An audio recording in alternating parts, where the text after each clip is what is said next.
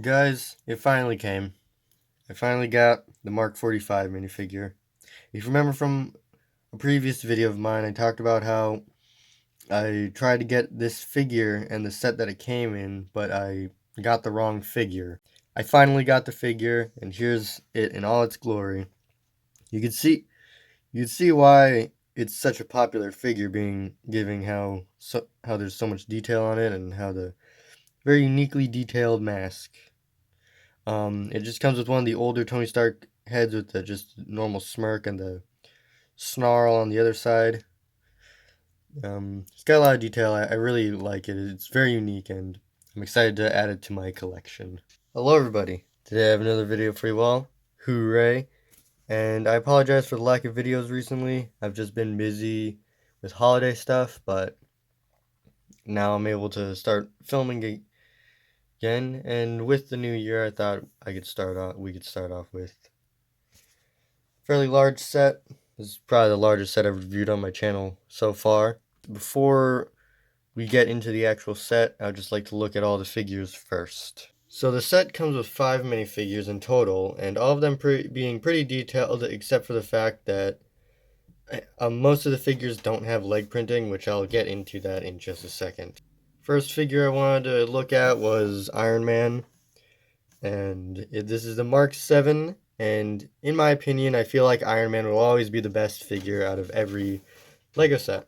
Bringing in that other Iron Man figure I talked about earlier, they're actually quite similarly detailed. This is the Mark 7. It comes with that newer Iron Man helmet. It's just the more generic, just like happy and angry heads-up display face. I kind of wish the Iron Man figures had arm printing. They almost never have arm printing, but at least they almost always have leg printing, although this one for some reason doesn't have like toe printing. This one does. I think that's just a more recent addition to the Iron Man figures. Iron Man does also come with a whole load of accessories, being an alternate hairpiece, some blast effects, and these things, which can actually connect to the quinjet, but we'll get to that in a minute. The next figure is Black Widow, and this is actually quite a detailed figure. It's got double-sided face. I'm pretty sure all the characters in this set have double-sided faces. Just comes with these blue stick things. I don't remember what these were called in the movies, but like these are like her weapons.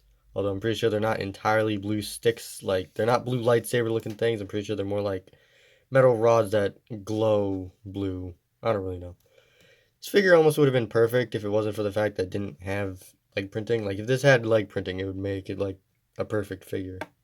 But it's a pretty simple figure. Next figure is Captain America, and I actually really like this figure. I appreciate the blue details and stuff on the body, and I like how they actually printed the face onto a blue head, so it was a mostly blue head. Bringing in a slightly older Captain America minifigure. As you can see, there's no blue on the sides, so it makes it feel very empty. And the detailing on the chest is slightly different. I prefer this just because it's a new color.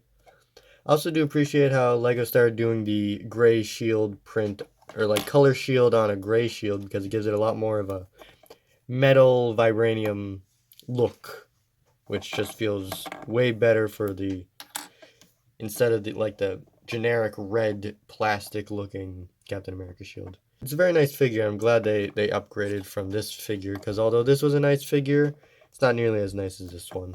Next figure is Thor, and in my opinion, I kind of wish that Thor was included in more sets. I feel like he doesn't come in enough sets.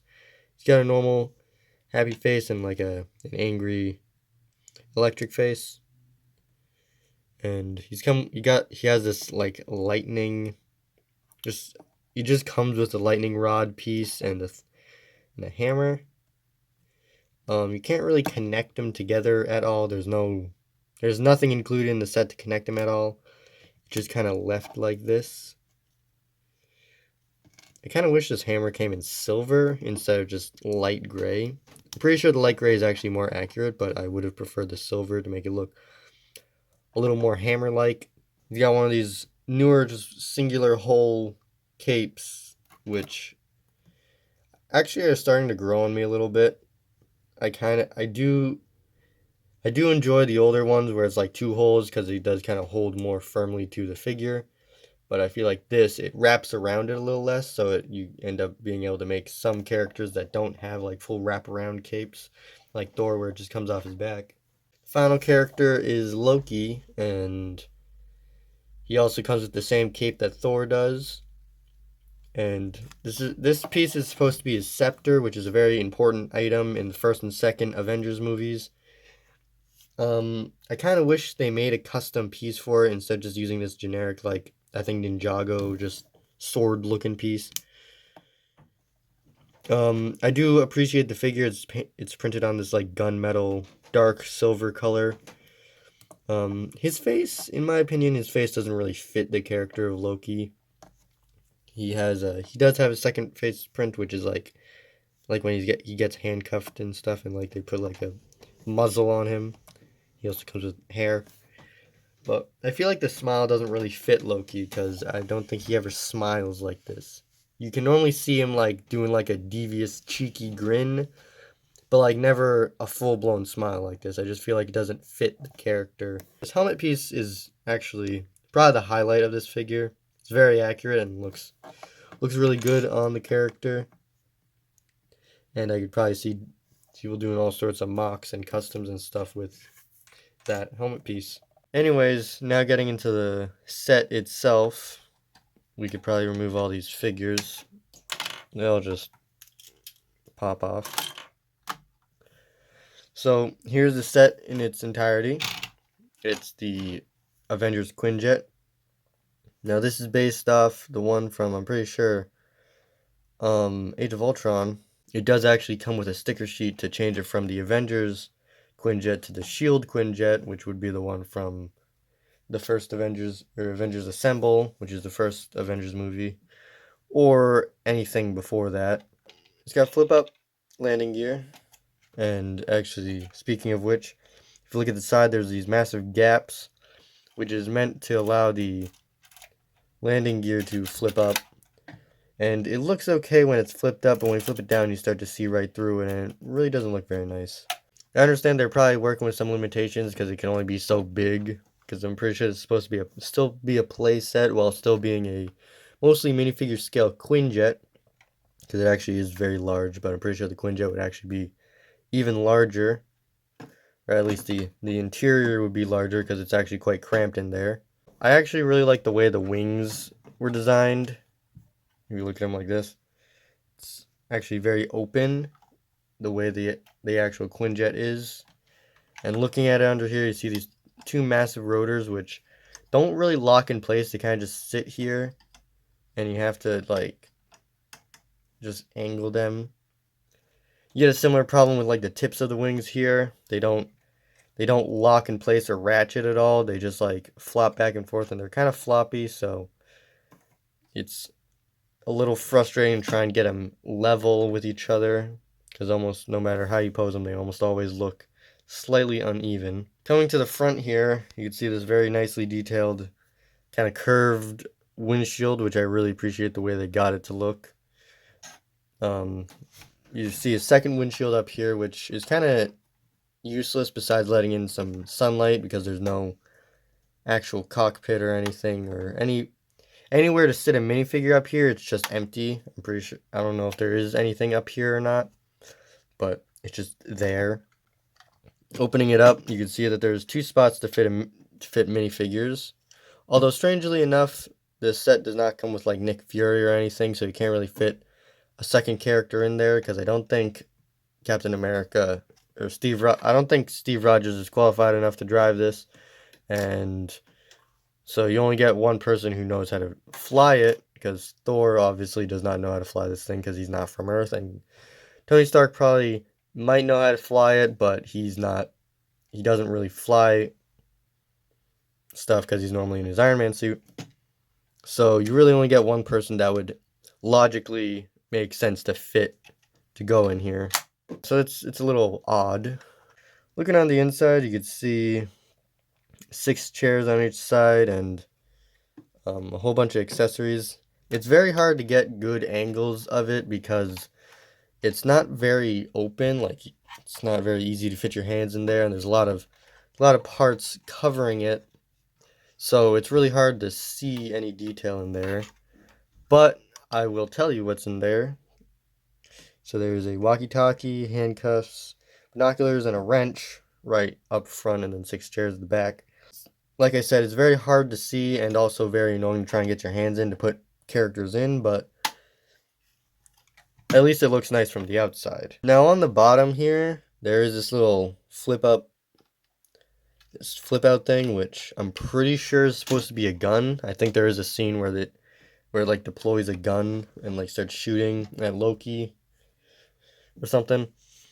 But it doesn't really look like a gun, and it's also never explained that it exists. Like, you build it at the very beginning of the set, and then it's never really mentioned again. But I'm pretty sure it's supposed to be some sort of gun, but it doesn't really do anything, and it doesn't really look like a gun. So I'm not 100% sure, but I think it's supposed to be a gun.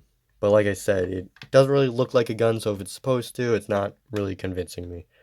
Also, looking at the back here, you can see these very nicely detailed thrusters. I like the air intakes. I like the way they did that. The way they angled it to make it look almost like it goes deeper in. It's very nice and sloped. Probably my favorite part is the way they angled the wings to be sloped like this, and using these more recent 2x3 sloped kind of angular pieces to make that. And yeah, it's very detailed. And if you come down here, there, like I said earlier, there's the landing gear, which includes 8 wheels, I'm pretty sure. 3, 6, 8, yeah, 8. Stays like that. It doesn't really turn or anything, so if you have to deal with that noise if you want to turn it at all, or you could pick it up and move it like that. The set does come with a stand. On the bottom, there's like that little gap right there at the bottom. So flip up the landing gear. You could leave it down, but I just flip it up because if it's on the stand, it's most likely in flight. There it is on the stand, although it doesn't really fit on the camera very well. Yeah, looks very nice. So you can fit all the characters inside. There's plenty of space for all the characters included, plus more. So if you do have a Nick Fury figure, which I do have one, just not on hand immediately right now, I guess you could fit Captain America, but again, it won't really make sense because Captain America is from a time where all this crazy technology didn't exist, so him piloting it would not make sense. And then of course you could put Iron Man just flying outside. That's what this thing is for. Then I guess you could put Thor in there, sitting in one of the chairs. So there you go, you have them in there. It is actually a very sturdy build, so it is very swooshable, although there's not really anywhere good to grab for it to swoosh because there are a lot of floppy pieces. Like this entire top comes off, these things move, these move, this entire assembly moves, as well as these here. And there's also all the landing gear that moves around. So although it is sturdy enough to swoosh, it's not stable enough. It's sturdy but not stable, if that makes sense. Like you can like but there's not really any good place. Like you're flying it, you have to hold it from the bottom and almost like hold it like a plate almost. It does get quite uncomfortable on your arm because you can't like hold it like a normal.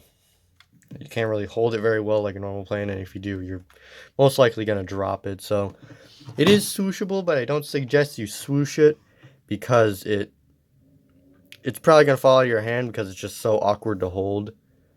Probably the safest way to hold it is from the bottom like this. I don't suggest grabbing the wings like this. It's just not a good idea. The safest way to pick it up is from the bottom like this. Although it's not very comfortable on your arm, especially after a while, which is probably why they included a stand. I apologize for the lack of videos, and I do plan on trying to fix my schedule with the new year, be able to like make more videos. Yeah, I actually have probably bigger and better reviews coming in the future. So yeah, and I hope you all enjoyed the new year, and until the next video, bye bye.